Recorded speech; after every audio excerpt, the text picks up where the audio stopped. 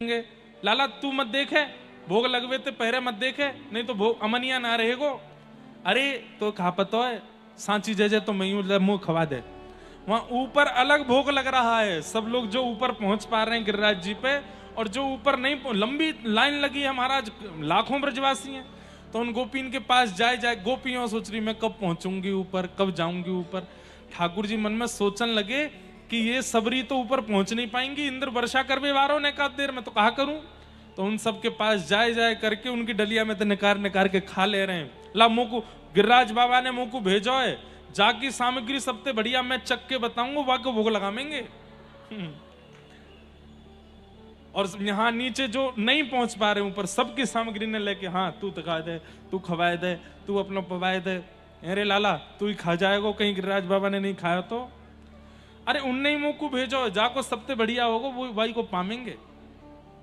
पौन को बढ़िया लगो, सवन को पा, वो पान तो लेन दो खूब, सवन को पा के बोले स्वाद ना आयो तुम में तो कोई को ना पामेंगे। ये सब तो भावना है। ठाकुर जी बोले कि जो भी आए सबको भोग लग जाए। तो एक रूप से ऊपर भोग लगा रहे हैं, एक रूप से नीचे सबको भोग पा रहे हैं। इतने में ही नारद जी महाराज आए और एक सामग्री, दो चार सामग्री चुपचाप वहां से लेकर के सीधे इंद्र के पास पहुंचे। इंद्र ने कही अरे जय हो हरिदास वर्य श्री नारद जी महाराज आए हैं, आज्ञा। बोले लो मोहन थार खाओ। इंद्र ने मोहन थार खाई, बहुत जोर की है। कहां ते लाए? बोले लो पेड़ा खाओ। बहुत बढ़िया, कहां ते लाए? लो अंगूरी पेठा खाओ। अरे कहां ते लाए हो महाराज? ना काय को आगरा नहीं बोलो, अब तो सबरे ब्रजवासी हो। हाँ ब्रज ते लाए हैं यूं कहो। नारद जी महाराज बोले वो क्या है, तुम्हारी पूजा बंद हो गई है ना, अब ब्रजवासी सब गिरिराज पूजवे लगे हैं, तो वहीं 56 भोग सजे तो तुम्हारे काज लेके आयो। इंद्र ने की क्या कही, मेरी पूजा बंद कर दी उन्होंने। जैसे ही झांक करके देखा तो महाराज लाखों ब्रजवासी तो गिरिराज बाबा की पूजा कर रहे हैं। क्रोध में भर गया, तुरंत मेघमालाओं को आज्ञा कर दी, जाओ ब्रजमंडल पर शाम्बर तक वर्षा करो, जो प्रलय के समय बारिश होती है उसको जाकर के ब्रजमंडल पर करो। ये ब्रजवासी बचने ना पाए, इनको पता चले कि अपने देवता की पूजा त्यागने से क्या फल मिलता है। बंधुओं, ये छोटी छोटी बात पे नाराज होने का काम मानवों का है, देवताओं का नहीं। और विशेष रूप से भगवान का तो बिल्कुल भी नहीं। आपने रात में दिया नहीं जलाया तो भगवान नाराज हो गए होंगे ना? आपने सुबह दिया नहीं जलाया तो भगवान नाराज हो जाते ना? अरे हम तो कह रहे हैं आपने भोग नहीं लगाया तो भी नाराज नहीं होते वो, उन पर इतना समय नहीं है। और जो बात बात पे नाराज होता है, बात बात में मुंह फुला के बैठ जाए, गुस्सा में आकर के दंड देना, रिवेंज लेने की प्रयास करे, वो परमात्मा नहीं है। हाँ प्रेम लक्षणा भक्ति में हमको विचार करना चाहिए कि ठाकुर जी का बाल भोग लगना है, ठाकुर जी का राज भोग होना है, ठाकुर जी का उत्थापन भोग होना है, ठाकुर जी का शयन भोग होना है। ये विचार हमारे चित्त में आना चाहिए। ठाकुर जी को इससे कोई फर्क नहीं पड़ता। ठाकुर जी कहें लगाओ तो मैं राजी हूं, नहीं लगाओ तो कोई दिक्कत नहीं। और जब हम प्रेमी हो जाते हैं ना, प्रेम के वशीभूत सेवा करने लगते हैं, तो ठाकुर जी को फर्क पड़ने लगता है। फिर शाम को यदि भोग ना लगाओ तो ठाकुर जी मुंह फुला लेते हैं, अच्छा तुमने मेरा भोग नहीं लगाया, लेकिन इसके बदले ठाकुर जी घर तोड़ दें, तुमको गेड़ दें, पाम में फ्रैक्चर कर दें, एक्सीडेंट करा दें, ये ठाकुर जी नहीं करते। भगवान पे इतना समय नहीं है। कभी विचार किया करो, 8 अरब लोग हैं शायद संसार में, ऐसा गिनती है, अनगिनत कितने हैं कोई पता नहीं। हर सेकंड एक व्यक्ति की मृत्यु होती है, 2 लोगों का जन्म होता है हर सेकंड। जनसंख्या कितनी है पूरे विश्व की? ये तो केवल मानव हैं। चेंटियों की अलग सोचो, मच्छरों की अलग सोचो, मछलियों की अलग सोचो, जानवरों की अलग सोचो, पक्षियों की अलग सोचो, गिनती में भी नहीं आ पाएंगे, इतनी जनसंख्या है। और केवल इनके ही ठाकुर जी नहीं है, पेड़ पौधे, वृक्ष, सबके ठाकुर जी हैं। इतने भयावह भीड़ वाले इस संसार में मैं अगर भोग नहीं लगाऊं तो ठाकुर जी को कोई फर्क पड़ेगा? और वो इतने भयावह संसार में खरबों अरबों खरबों और उससे ऊपर की भी जो गिनती होती हो, उसमें मैंने अगर कोई सेवा में गलती कर दी तो ठाकुर जी इतनों में मुझे चुन के दंड देंगे? ये तो देवी देवता और भाग्य ना बदलने वाले जो भगवान नहीं है। देखो, देवता अलग होते हैं, भगवान अलग है। भगवान सब नहीं है, देवता अनेक है। ये जो बात बात पे नाराज हो जाते हैं, दंड देने लगते हैं, ये देवता हो सकते हैं, भगवान नहीं। हम ब्रजवासी, हम भगवान के उपासक हैं। श्री कृष्ण भगवान है, श्री कृष्णस्तु भगवान स्वयं भगवान है, गिरिराज जी भगवान है, महादेव भगवान है। अब यहां पर विवाद हो जाएगा अगर मैं केवल बता दूं स्पष्ट कि भगवान कौन कौन है और कौन कौन नहीं है, तो जिनके नहीं है वो सब लड़ने आ जाएंगे, अच्छा वो भगवान नहीं है। इसलिए ठीक है, आपको जहां प्रणाम करने का अवसर मिले किया करो। हम तो दुनिया भर में कथा करते हैं, तो जहां भी जाते हैं वहां के मुख्य देवता को प्रणाम करने जाते हैं, पर चित्त में केवल एक श्री कृष्ण को रखो। वही परमात्मा है, वही भगवान है, वही सर्वस्व है, उनके अलावा कोई नहीं है। और वो रूठते नहीं है। हां, एक चीज से रूठते हैं बस, वैष्णव अपराध, भक्त अपराध, ये उनको प्रिय नहीं है। बाकी सेवा में आदि आदि इन सब में कोई गड़बड़ी हो जाए तो उससे वो रूठे नहीं बैठे रहते हैं। इसलिए भगवान को पूजो।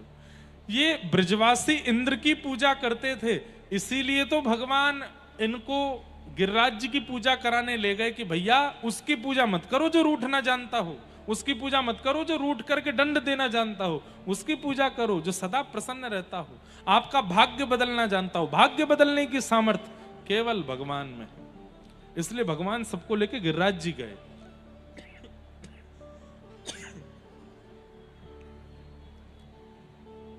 तो इंद्र ने काले काले बादलों को भेज दिया, गड़गड़ करके बादल गरजने लगे, मेघमालाएं आ गईं, मूसलाधार बारिश जैसे ही प्रारंभ हुई, सूंड के, हाथी के सूंड के समान बूंद गिरने लगी आकाश से। ब्रजवासी घबरा गए। हम तो पहले ही मना कर रहे, इंद्र की पूजा बंद मत करो, नाराज हो जाएगो, हमारी कोई ने नहीं मानी, या लाला की बात सुन के आए गए। ठाकुर जी बोले भैया अविश्वास मत करो, जिनकी शरण में आए उन पे भरोसा करो, वो तुम्हारी रक्षा करेंगे। कहाँ रक्षा होगी हमारी, अब तो डूब जाएगो, पूरा ब्रजमंडल डूब जाएगो, सब नाश हैगो हमारो। ठाकुर जी बोले अविश्वास भक्ति में बहुत बड़ी बाधा है। ध्यान से सुनिएगा, भक्ति का सर्वनाश हो जाता है अविश्वास से। अविश्वास कैसे होता है? जीवन में जैसी विपरीत परिस्थिति आती है तो हमको ठाकुर जी की कृपा पर संशय होने लगता है। जैसे अब पुत्र को कोई चोट लग गई, पुत्र को कोई बीमारी हो गई, भगवान से विश्वास उठ गया, एकमात्र तो पुत्र है हमारा, उसको भी बीमार कर दिया, उसके साथ भी ऐसा कर रहे हैं, मुझको आप पे भरोसा नहीं है। नहीं, ऐसा नहीं करना है। ठाकुर जी पर अविश्वास मत करो। ऐसे ऐसे चरित्र आते हैं भागवत जी में, भक्तमाल जी में, जहां पर अपनों को दूर तक कर देते हैं ठाकुर जी, लेकिन फिर भी विश्वास डगमगाता नहीं है। महाराष्ट्र के एक भक्त हुए, चोखा मेला, वो मट्टी गूंदते थे, मट्टी से फिर बर्तन बनाते थे। उनकी पत्नी जल भरने के लिए जा रही थी तो अपने 1.25 साल के बालक को उनके पास छोड़ गई और कहा कि इसका ध्यान रखना, मैं आती हूं। थोड़ी देर में वो कीर्तन करने लगे। कीर्तन करते करते खड़े होकर के कीर्तन करने लगे, मट्टी गूंद रहे हैं और कीर्तन कर रहे हैं। अब वो 1.25 साल का बालक चलना जानता नहीं, घुटमुन घुटमुन चलते चलते मिट्टी में आ गया और अपने ही पिता के पैरों के नीचे आ गया। कहते हैं कि आप कीर्तन में इतने निमग्न थे कि आपको पता ही नहीं चला कि आपका बेटा आपके पैरों के नीचे है। और उसके प्राण चले गए। पत्नी जब आई तो आकर के उसने देखा मेरा बेटा कहाँ है, वो तो कीर्तन कर रहे थे चोखा मेला। और कीर्तन जब करते थे इतने तत्पर होके करते थे कि कौन आ गया कौन चला गया पता नहीं चलता था। पत्नी ने चारों ओर ढूंढा, नहीं मिले तो चिल्लाने लगी, चीखने लगी, लेकिन उनका तो कीर्तन ही बंद नहीं हुआ। तब उन्हीं को धक्का दिया, बोले हमारा बेटा कहाँ है? बोले मुझे क्या पता कहाँ है, मैं तो कीर्तन कर रहा था। तब देखा तो मट्टी के अंदर धस चुका था, प्राण निकल गए उसके। पत्नी ने कहा धिक्कार है आपके कीर्तन को, अरे अपने ही पुत्र के प्राण ले लिए, इतना ध्यान नहीं रख सकते थे कि क्या करना, अपने पुत्र पर चढ़ गए।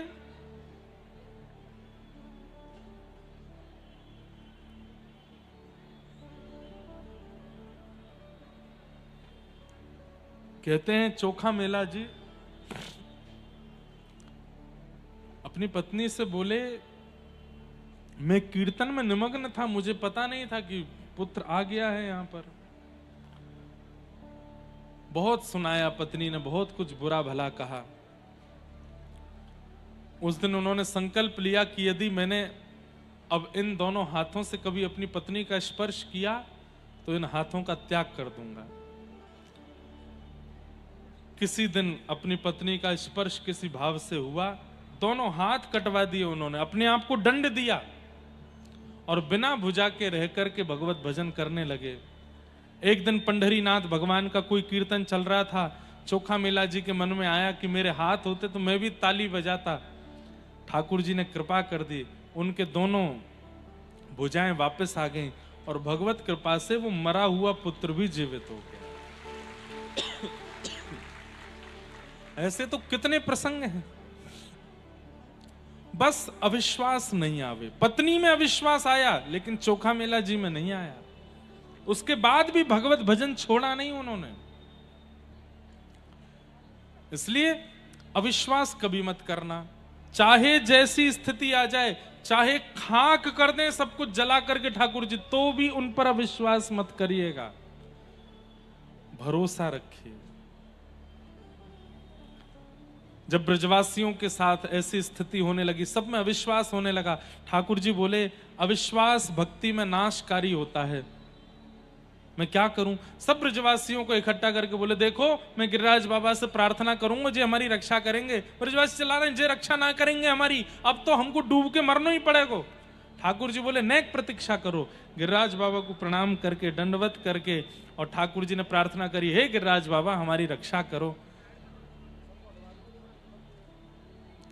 गिरधर तुमरी शरण, गिरिवर तुमरी शरण, गिरधर तुमरी शरण, गिरधर तुमरी शरण, गिरिराज धरण प्रभु तुमरी शरण, गिरिराज धरण प्रभु तुमरी शरण। रखो लाज हमारी गोवर्धन, रखो लाज हमारी गोवर्धन, रखो लाज हमारी गोवर्धन, रखो लाज हमारी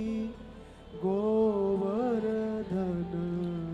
गिरिराज धरण प्रभु तुमरी शरण, गिरिराज धरण प्रभु तुमरी शरण।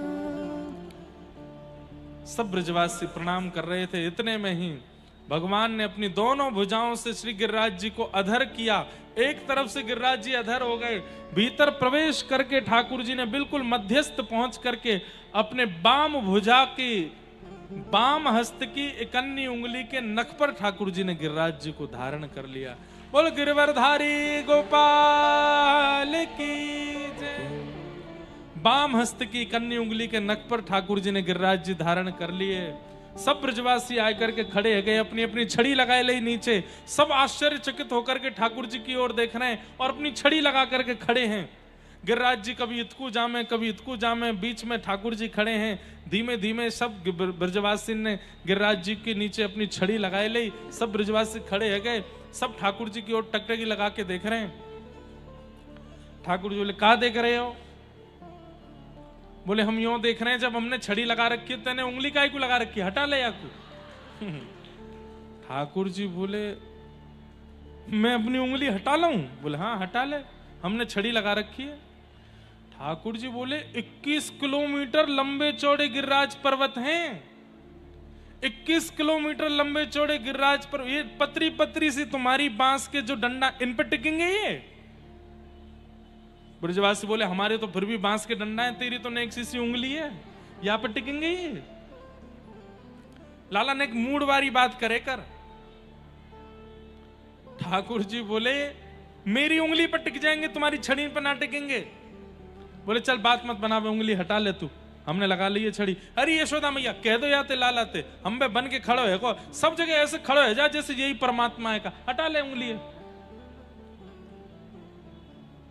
ठाकुर जी बोले, ये ब्रजवासी मुंह को कुछ समझे ही ना है। ठीक है भैया, हटा रहा हूं उंगली, संभालो गिरिराज जी। हाँ लाला तू हटा ले, हमने पकड़ ली कस के। जैसे ठाकुर जी ने नेक उंगली नीचे करी महाराज, चट चट चट चट चट चट सबकी छड़ियां टूटने लगी। गड़गड़ करके गिरिराज जी नीचे आने लगे। सब ब्रजवासी नीचे को भगे, बाहर को भगे। ठाकुर जी ने फिर से गिरिराज जी को अपनी कन्नी उंगली के नख पर फिर से धारण कर लिया। अब तो दूर दूर तक एक भी छड़ी नहीं है, या कोने से वह कोने तक कोई सपोर्ट नहीं है। अकेले ठाकुर जी खड़े और मंद मुस्कुरा रहे हैं, और ऐसे खड़े जैसे कोई रुई को फोहा उठा लिया हो, बिल्कुल ताकत ही नहीं लग रही है। कभी यूं देखने लगे, कभी यूं देखें। श्री कृष्णदास जी का पद है कि बीच बीच में ठाकुर जी एक हाथ से बंशी भी बजा लेते हैं और यूं ही खड़े हैं। अरे लाला, बोला हाँ, सांची में केवल तेरी उंगली पर टिक गए ये? बोला हाँ, इतने बड़े गिरिराज पर्वत तेरी उंगली पे? बोला हम बे कैसे टिक गए? ठाकुर जी बोले, हम जय जय हैं, या हमारे टिक रहे हैं। ए मधुमंगल श्रीदामा, चलो प्रणाम करो। बचपन ते कह तो आया हूं, सबन ते मैं जय जय हूं, मैया ते कही मैं जय जय, या गोपी ते कही मैं जय जय, इस सबरे ग्वाल बालन ते मैंने कही मैं जय जय, कोई ने नहीं मानी। लाला तू बात मत बनावे, यूं बता दे तू जय जय काई कू है? देखो बहुत दिन है गए, तुम लोग मानो ना हो बातन को, आज सबरे बातन को हिसाब कर दूं। बोले कर, मैंने पूतना मारी, सक्टासुर मारो, अघासुर मारो, बकासुर मारो, धेनुकासुर मारो, कालिया नाग नाथ दियो, और आज मैंने गिरिराज जी उठाए लिए। कोई मानव कर सके इन कामन को? मैं जय जय हूं, मैंने उठाया हो और मैंने ही सब मारे हैं। ब्रजवासी बोले, बातन ने मत बनावे, मारी तेने पूतना। अरे लाला, जे तो हमारे ब्रजमंडल की सीमा को प्रभाव है कि यहाँ नारकीय लोग और राक्षस लोग जैसे ही या भूमि में प्रवेश करें, धीरे धीरे उनकी आयु क्षीण होने लग जाए। वो ज्यादा दिन यदि ब्रज में रहेंगे तो वो मर ही जाएंगे। अरे पूतना जैसे या ब्रजमंडल में प्रवेश करी, वाके पुण्य इतने नाए, वाके प्राण हरण हेवे लगे, धीमे धीमे क्षीण होते गए, नेकाद प्राण रह गए 2-4 श्वास के। वही समय तेरे सामने आ गई और आकर के जैसी मरी, मरी मराई में हाथ धर के कहे मैंने मारी। अरे या ब्रजमंडल की सीमा में बिना पुण्य के प्रवेश ना कर सके कोई। ये सबरे राक्षस बिना पुण्य किए या ब्रज में आए गए, अपने बिना पुण्य के कारण मारे गए। मरे मरायन में हाथ धर के कह दे मैंने मारे। लाला तेरो बल ना है, तू तो बस यूं बता तेने गिरिराज जी कैसे उठाए। कोई मैया हमें तो लगे ही गैया चरावे जावे, कोई तोना ठोटका वारो बाबा मिल गो याकू, वाने याकू कोई मंत्र सिखाई दियो, वायते उठा लियो याने। लाला हमको भी बता दे, हम भी उठाए ले करेंगे। ठाकुर जी बोले, ब्रजवासियों की यही सरलता मुझको अति प्रिय लगती है। इतना बड़ा प्रभाव इनके सामने प्रकट हो गया, फिर भी इनको यह विश्वास नहीं कि मैं परमात्मा हूं। बहुत भली कृपा है कि हम कलयुगी जीव नहीं थे वहां पे। हमारे आगे तो नेक कोई वो क्या होता है, जादूगर ऐसे रूमाल से कबूतर प्रकट कर दे तो हम बाबा करने लगे। हमारे सामने ठाकुर जी ने गिरिराज जी उठा लिए होते तो हम तो मान ही लेते कि ये परमात्मा है, पर ब्रजवासी नहीं माने। लाला बता कैसे उठाए। कछु माखन को बल बढ़ो, कछु गोपन करी सहाय, श्री राधे जू की कृपा सो मैंने गिरिवर लियो उठा। कछु माखन को बल। अच्छा देखो अब यहां क्या सीखने को मिलता है। विष्णु सहस्त्र नाम का जब आप लोग पाठ करेंगे तो वहां पर अमानिना, मान देना, ठाकुर जी अमानी हैं और दूसरों को मान देने वाले हैं। हम लोग उल्टे हैं, कोई और करता है तो भी हमको लगता है कि इसका भी श्रेय मुझे दे दिया जाए, लेकिन ठाकुर जी कैसे करते खुद हैं पर श्रेय सबको बांट देते हैं। सबसे पहला श्रेय किसको बांटा? ठाकुर जी बोले कछु माखन को बल बढ़ो, माखन ते मुंह में बल आयो, तो माखन को श्रेय नहीं दे रहे हैं, माखन निकाले वाली सब गोपियों को श्रेय दे दियो। अरे गोपियों तुम मोते पूछो करती, लाला तेरे घर में इतनो मक्खन है, इतनो घी है, इतनो दूध है, तू अपने घर में भोजन काई को ना करे, अपने घर को मक्खन क्यों ना खावे, हमारे घर में काई को आ जाए। अकेली यशोदा मैया के हाथ से निकसो भयो मक्खन यदि खातो तो इतनो बल नहीं आतो। इतनी सारी गोपीन के घर में जाए जाए कि मैंने मक्खन खायो तो सब गोपीन के परिश्रम को बल मेरे भुजा में आ गए, मैंने गिरिराज जी उठा लिए। सब गोपियों के नेत्र सजल है गए। अरे लाला आज हमें पता चली कि लाला घर घर में जाए कि मक्खन क्यों खावे। अच्छा एक और बात, ठाकुर जी मान दे रहे हैं पर ब्रजवासियों का भी भोलापन देखो, इतनी सहज सी बात को स्वीकार भी कर ले रहे हैं। जैसे छोटे बालक को कह देते हैं ना मेला में आज नहीं कल लेके जाएंगे, बालक मान जाता है ठीक है, अच्छा चलो पढ़ लो, पढ़ने बैठ जाता है। कितना सरल बालक होता है। लेकिन चतुर बालक उससे कहो कल लेके जाएंगे मेला में, अच्छा झूठ बोल रहे हो, मेला तो आज ही खत्म होने वाला है। चतुर बालक उससे नहीं बच सकते। पर ठाकुर जी को चतुर नहीं प्रिय हैं, ठाकुर जी को भोले ही प्रिय हैं। ब्रजवासी भोले हैं।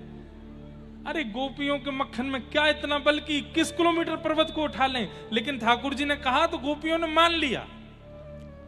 सब ठाकुर जी को आशीर्वाद देनी है, लाला तू ऐसे ही बनो रे, अरे अब हम तो को कभी नहीं रोकेंगे।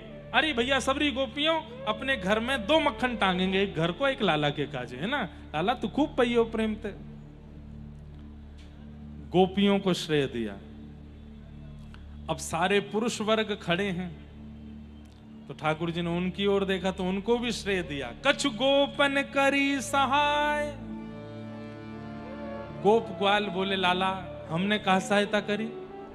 बोले कछु तो मैंने माखन के बल से गिरिराज जी उठाए, कछु आपने मेरी। बोले हमने कहा सहायता करी? बोले जैसे ही मैंने गिरिराज जी उठाए आप सब टकटकी लगा करके बिना पलक झपकाए मेरी उंगली की ओर देख रहे, तो आप सबन की शक्ति न करके मेरी उंगली में आए गई।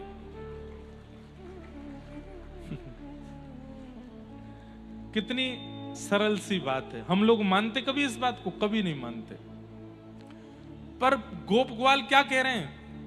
अच्छा तभी तो हम कहें हमारी सांस क्यों फूल रही है, हम इतने कमजोर क्यों होते जा रहे हैं, हमारी ये इतनो भोजन करने के बाद भी पेट खाली खाली का ही को लग रहा है। अच्छो अब तो चली कि हमारी सबरी शक्ति तो या कि उंगली में चली गई है।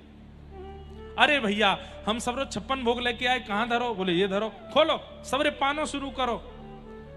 बोले काय को? बोले हम पामेंगे, हम में शक्ति बनेगी, फिर हम लाला को देख लेंगे तो हमारी शक्ति फिरते चली जाएगी। कितने भोले हैं ब्रजवासी। कछु माखन को बल बढ़ो, कछु गोपन करी सहाय, और श्री राधे जू की कृपा सो मैंने गिरिवर लियो उठा। अभिनव जलधार सुंदर धृतमंदर धृतमंदर श्रीमुख चंद्र चकोर जय जय देव करे श्रीमुख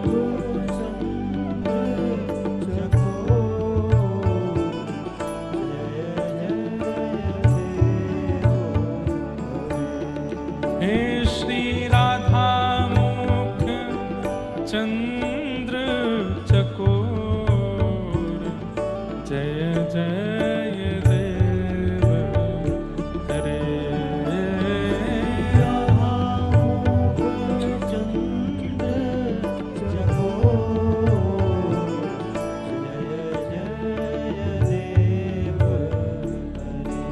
और श्री राधे जू की कृपा से मैंने गिरिवर लियो उठाए। तो श्रीनाथ जी दिख रहे हैं, ये गिरवरधारी गोवर्धन नाथ जी, इनके नेत्र सदा नीचे ही रहे में। क्यों? बोले कि भैया कछु माकन को बल बढ़ो, कछु गोपन करी सहाय। और तुम लोगन को ना पतो गर्गाचार्य जी जब मेरो नामकरण करके गए तो कहा बोल के गए? गर्गाचार्य जी कह के गए, यशोदा मैया ये जो तुम्हारो लाला कन्हैया है ना, या कि अहलादनी शक्ति को जन्म भयो है वृषभानु बाबा के यहाँ, तो जब कभी भी तुम्हारो लाला कोई विशेष लीला करे वह समय किशोरी जी को या के पास लाए के ठाड़ो कर दियो तो उनकी समस्त शक्ति यहाँ में आ जाएगी और उनकी शक्ति से तुम्हारो लाला कभी पराजय नहीं होगा, पराजित नहीं होगा। तो आप सबन की तो कृपा है ही, परंतु वृषभानु नंदिनी किशोरी जी मेरे सामने खड़ी हैं और मैं इनको निहार रहा हूं, तो इनकी कृपा से मैंने गिरिराज जी उठाए लीने हैं। श्री राधे जो की कृपा से मैंने गिरिवर लियो उठाए। एक बार भी श्रेय अपने ऊपर नहीं लिया, आपसे आपसे आपसे आपसे, मेरा बल नहीं है, आप सबकी कृपा से मैंने उठाए। और सब ब्रजवासी आनंद में भर गए, सब आनंद में भर करके लाला को आशीर्वाद देने लगे। 7 दिन 7 रात्रि तक ठाकुर जी ने गिरिराज जी को धारण करके रखा। और 7 दिन बाद जब इंद्र को पता चला कि मैंने बहुत बड़ा अपराध किया है, तब भगवान वर्षा बंद हुई। ठाकुर जी ने गिरिराज जी को पुनः नीचे पधरा दिया और ठाकुर जी को नाम गिरवरधारी है गयो। गैयाओं ने आकर के भगवान का दुग्धाभिषेक किया, नाम गोविंद पड़ा, ठाकुर जी का नाम गोविंद हो गया। और इंद्र ने आकर के भगवान से क्षमा याचना की। पिता गुरुस्त्वं जगतामधीशो दुरत्ययः काल उपात्त दंड हिताय स्वेच्छा तनुभि समीहसे मानम विधुन्वन जगदीश मानिना। आप मेरे पिता हैं, मेरे गुरु हैं, आप चाहें तो मुझे दंडित कर सकते हैं नाथ। बंधुओं, मानव का सबसे बड़ा सद्गुण क्या है बताओ? हम मानवों का सबसे बड़ा सद्गुण क्या है? अपने अवगुणों को स्वीकार करके उनको नष्ट करना, ये सबसे बड़ा सद्गुण है। और हमारा सबसे बड़ा दुर्गुण क्या है? कि अपने अवगुणों को अस्वीकार करते हुए उनको छुपा के रखना, ये सबसे बड़ा अवगुण है। कई लोग होते हैं, उनकी गलतियां बता दी जाती हैं तो वो लोग नाराज हो जाते हैं। आपकी हिम्मत कैसे हुई ऐसा बोलने की? हम तो बिल्कुल ऐसे नहीं है। तुम होंगे, तुम्हारे पिताजी होंगे, तुम्हारे दादाजी होंगे ऐसे, हम तो नहीं है ऐसे। नहीं, कोई यदि आपके अवगुण बताता है तो स्वीकार कीजिए, शायद दिख रहा है इसीलिए बता रहा है। उसको स्वीकार करके जैसे ही आप व्यक्ति जैसे स्वीकार कर लेता है ना कि हाँ ये कमी मुझ में है, 30% तो वो अवगुण उसी समय ठीक हो जाता है जैसे उसने स्वीकार किया। लेकिन जब वो अस्वीकार करता है, मतलब ये तो वही बात हो गई कि शीशे के सामने गए, शीशे ने बता दिया कि तुम्हारी आंखें विचित्र हो रही हैं, बाल विचित्र हो रहे हैं, तो आपने शीशा ही तोड़ दिया। चल झूठ बोलता है, मैं तो बहुत सुंदर हूं, मैं सब कुछ बढ़िया है, तू अवगुण क्यों बता रहा? भाई अवगुण यदि बताया गया है तो उसको सुधारने का प्रयास करो, उसको स्वीकार करो कि हाँ मुझ में ये अवगुण है। पर कई लोग हैं वो जिद पर अड़ जाते हैं और कभी अपना अवगुण स्वीकार नहीं करते। उसका क्या होता है, वह अवगुण बना ही रहता है, उनका कभी त्याग नहीं करता। और वो अवगुण एक दिन इतना प्रचंड हो जाता है कि उस अवगुण से दुनिया नहीं, वो खुद परेशान हो जाता है। अब क्या करूं, ये तो जा ही नहीं रहा मन से। छुपाया क्यों, स्वीकार क्यों नहीं किया पहले? इसलिए जब जब अवगुण पता चलता रहता है उसको स्वीकार करो। और एक बात बताऊं, पति लोग अपनी पत्नियों को और पत्नी अपने पतियों को, भाई अपनी बहनों को, बहन अपने भाइयों को, और मित्र भी एक दूसरे को एक टास्क दीजिए। क्या? कि तुझे एक हफ्ते का समय है, मेरे अंदर तुझे जितनी कमियां लगती हैं सब लिख करके मुझे दे दो। पति पत्नियों की सारी कमियां लिखे। एक बार मैं कहीं बता रहा था तो एक कोई पतिदेव बोले, महाराज जी फिर तो 4-5 कॉपी लगेंगी। मैंने कहा ऐसे नहीं कहो, जो दिख रहा है अवगुण केवल वही लिखो, और जो वास्तविक है। पत्नी पति के लिखे, पति पत्नी के लिखे, भाई बहन के लिखे, बहन भाई के लिखे, लेकिन कसम हो एक दूसरे की, क्या बड़ा चढ़ा के नहीं लिखोगे कि वो चिढ़ जाए सामने वाला। जो एक्चुअल है वो लिखो, और फिर एक दिन एक दूसरे को कॉपियां प्रदान कर दो हंसते हुए, और एकांत में बैठ करके फिर खोल के उसको देखो क्या क्या लिखा है मेरे बारे में। कई अवगुण ऐसे होते हैं जो हमको नहीं दिखते और सामने वाले को दिखते हैं हमारे अंदर। फिर उस अवगुण को देख करके आंख बंद करके सोचो ये अवगुण है, स्वीकार करो, अगले दिन से ही उस पर काम करना शुरू करो, शुद्ध बनना प्रारंभ करो। देखेंगे कि 2-4 महीने में वो अवगुण खत्म हो जाएगा, नष्ट हो जाएगा। ऐसे करना प्रारंभ करो।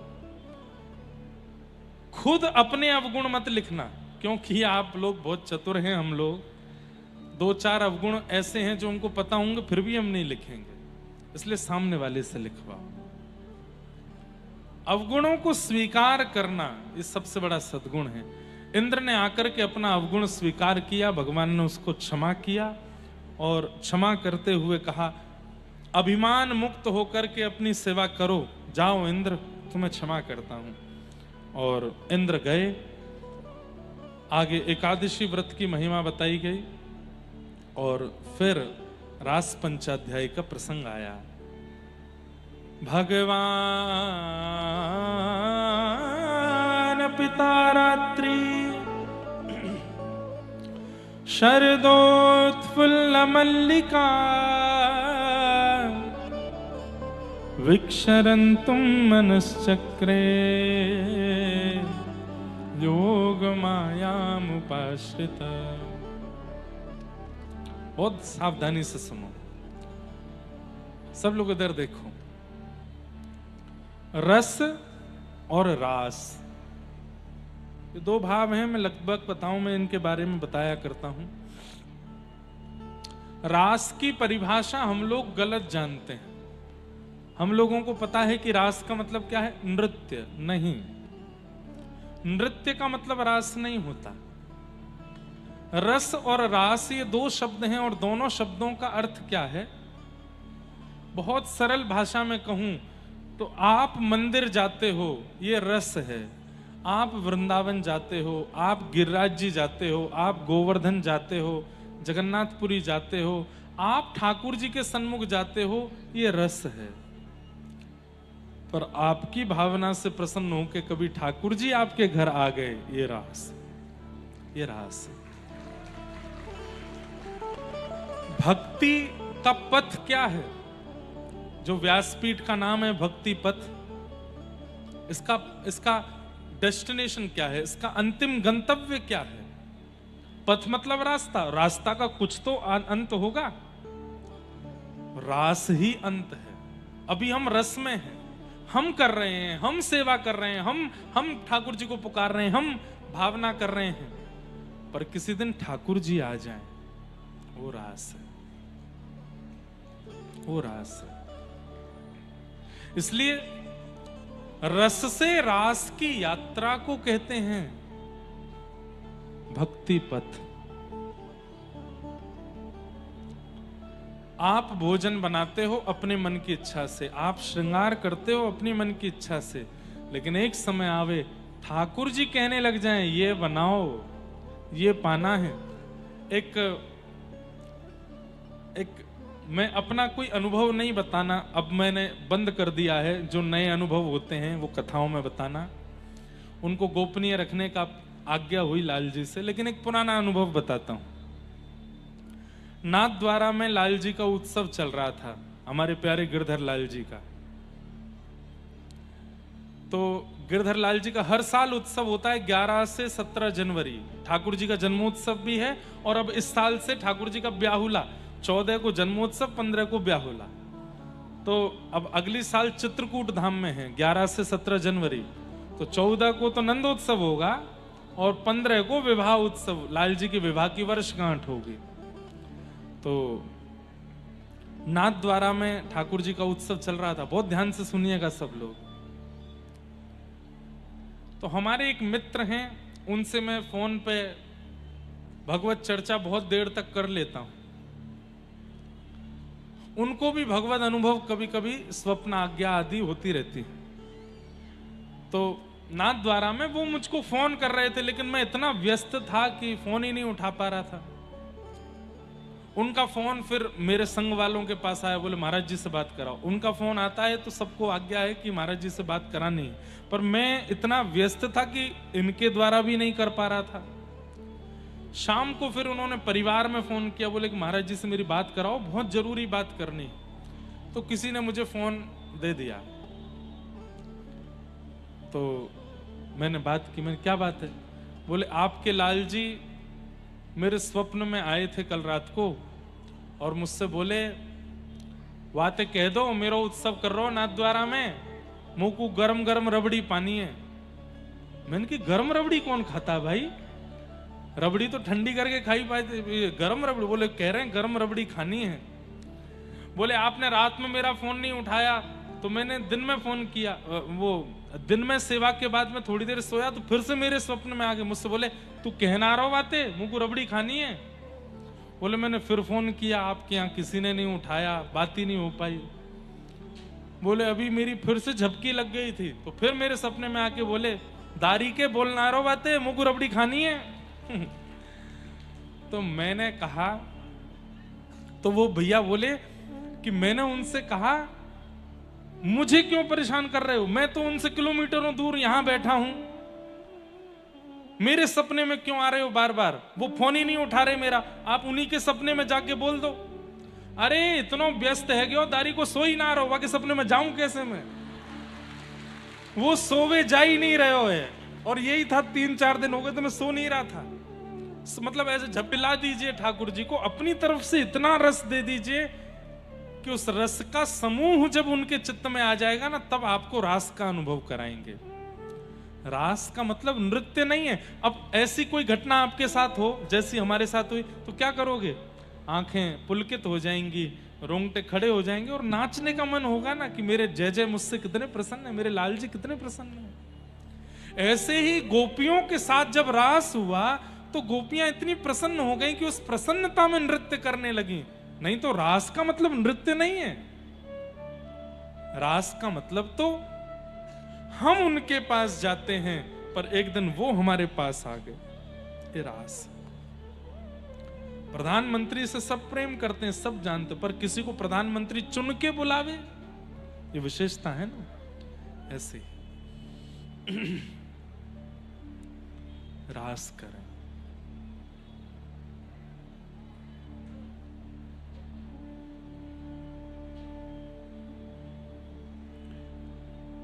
भगवान पिता रात्रि। समझ गए रास का मतलब क्या है? अब सुनो, अब आप लोगों को संशय नहीं होगा रास में। ये गोपियां नित्य चाहती हैं, जैसा प्रेम हम ठाकुर जी से करती हैं, जैसी विनती हम ठाकुर जी से करती हैं, जैसा भाव हम ठाकुर जी के प्रति रखती हैं, कभी ठाकुर जी उसको स्वीकार करके हमारे पास आ जाए। ये व्रज की गोपियां कौन हैं? ये दंडक वन के वही संत हैं जो त्रेता युग में राम जी का दर्शन करना चाहते थे पर नहीं कर पाए। प्राण त्याग करके व्रज की गोपी बन के आए।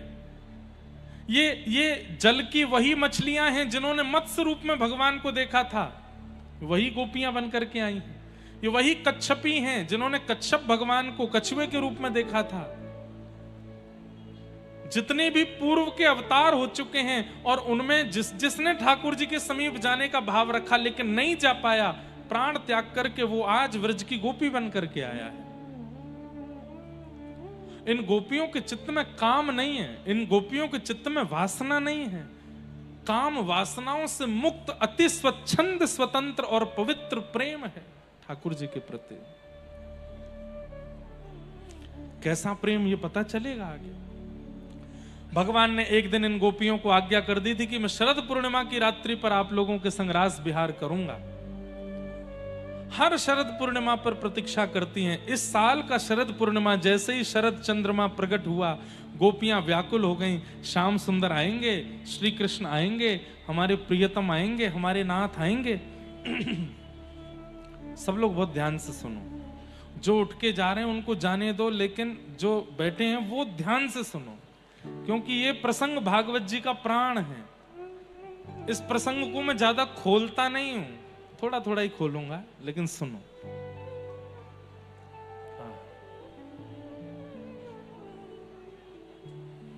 भगवान ने आज्ञा दी थी कि मैं शरद पूर्णिमा की रात्रि पर आपके साथ रास करूंगा। अब ये गोपियां सब जान चुकी हैं कि हम कोई स्त्री नहीं है, हम किसी पुरुष की पत्नी नहीं है, हम किन्हीं बालकों की मां नहीं है। सबको अपने पूर्व जन्म की याद है कि ये राम बन के आए थे, तब भी हमने इनको प्रियतम रूप में मांगा था। ये परशुराम बन के आए थे, तब भी हम इनको चाहते थे। अन्य अन्य रूपों में हम इनको प्राप्त करना, अरे कहां तक कहें वेद के मंत्र भी गोपियां बन करके आए हैं व्रजमंडल में। सब ठाकुर जी को पाने आए। आज जैसे ही शरद पूर्णिमा का चंद्रमा उदित हुआ, भगवान श्री कृष्ण ने वन में जाकर के अपनी वेणु को अधर पर रख करके अपनी कोमल उंगलियों से आच्छादित करके जैसे ही प्राण पिरोए, आहा,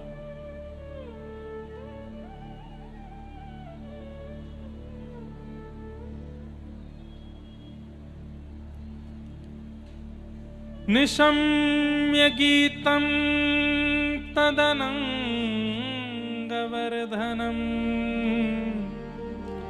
व्रजस्त्रिय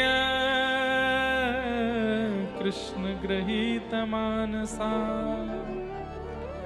आजग्मुरन्योन्यमलक्षितोद्यमा स यत्र कान्तो जवलोलकुंडला।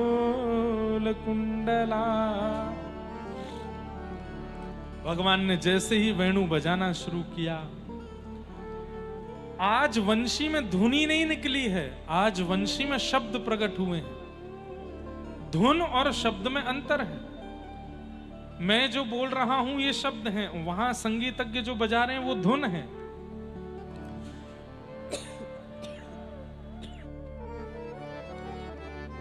लेकिन आज वंशी में धुन नहीं है, वंशी में शब्द है। और वो शब्द केवल उन गोपियों को सुनाई दे रहे हैं जो कृष्ण प्रेम में उन्मुक्त हैं। उन गोपियों के कान में वो शब्द जाते हैं और जाकर कहते हैं, चल गोपी, श्याम सुंदर कदम्ब वृक्ष के नीचे तेरी प्रतीक्षा कर रहे हैं। और वो गोपी उसी समय अपने सारे कार्य भारों को छोड़ करके वहां से दौड़ पड़ती है कृष्ण मिलने के लिए। मानो जैसे अभी तक तो गोपियां जैसे नाटक कर रही थीं गोपी होने का, अब पता चल गया कि हम जीवात्मा हैं, वो परमात्मा हैं, दौड़ पड़ी हैं। कोई तत्परता से पति को भोजन करा रही है, कोई कह ही नहीं सकता कि अभी इसी वक्त छोड़ के भाग जाएगी। उसी समय कानों में शब्द आया, अरे गोपी कृष्ण तेरी प्रतीक्षा कर रहे हैं। वो गोपी तुरंत दौड़ी। कोई अपने बालक को खिला रही थी, जैसे ही कानों में स्वर आया बालक को वहीं छोड़ करके दौड़ी। कोई अपना श्रृंगार कर रही थी, आधे श्रृंगार में दौड़ने लगी। असंख्य गोपियां उस चंद्रमा की छांव में और यमुना जी के तट पर एकत्रित हो गई हैं।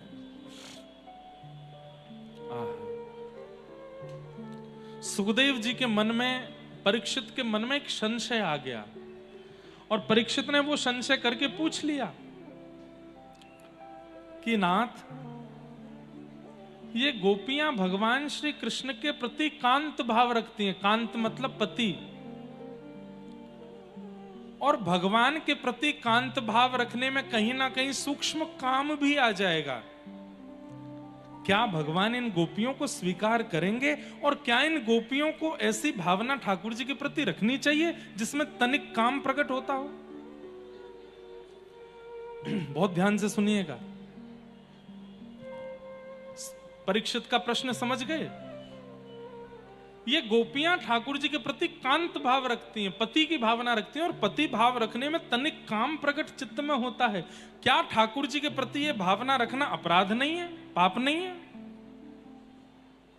तो सुखदेव जी ने यहां डांटते हुए उत्तर दिया कि उक्तम पुरस्तादे तत्ते चेद्य सिद्धिम यतागतः द्विषन्न ऋषिकेशम किमुता दोक्षज प्रिया। परीक्षित,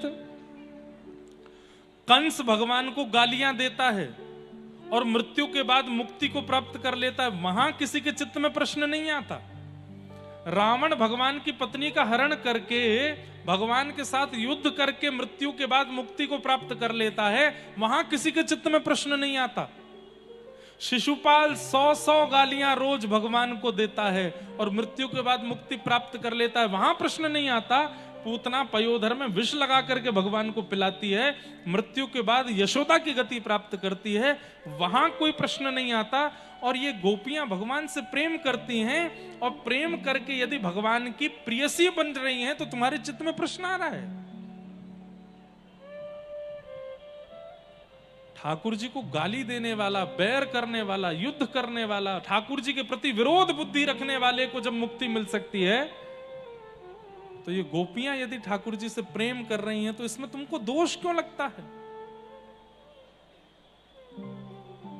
और रही बात, ये सब उन लोगों के लिए जो कभी अपने घर में सेवा करने वालों के प्रति प्रश्न उठाते हैं। अरे भगवान को ऐसे गोद में लेके घूमते हैं, भगवान को ऐसे बच्चे की तरह झुनझुना दिखाते हैं, भगवान को ये सब क्या, वो भगवान है भाई। अरे आओ ब्रजमंडल में, परमात्मा को यहां प्रियतम बनाया जाता है, परमात्मा को यहां लाला माना जाता है। हमारे बिहारी जी में आज भी घंटी नहीं बजती आरती में, क्यों? छोटो सो लाला है, घंटी जोरते बजेगी तो डर जाएगा। आज भी बिहारी जी की मंगला नहीं होती, 7:30-8 बजे ठाकुर जी की सुबह की आरती होती है, क्यों? लाला है, धीमे धीमे उठेगो, जल्दी थोड़ी उठेगो, छोटो लाला है।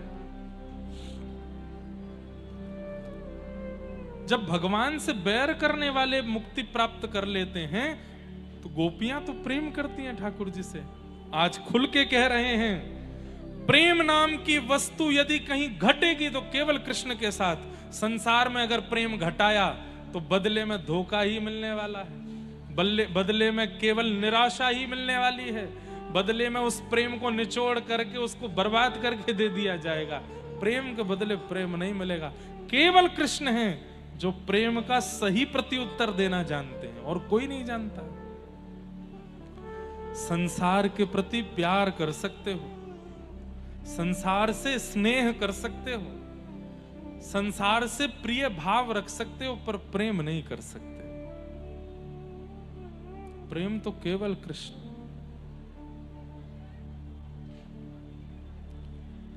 मीराबाई जब अपने जीवन के अंतिम समय में द्वारिका में थी, उस समय मेवाड़ में अकाल पड़ गया था।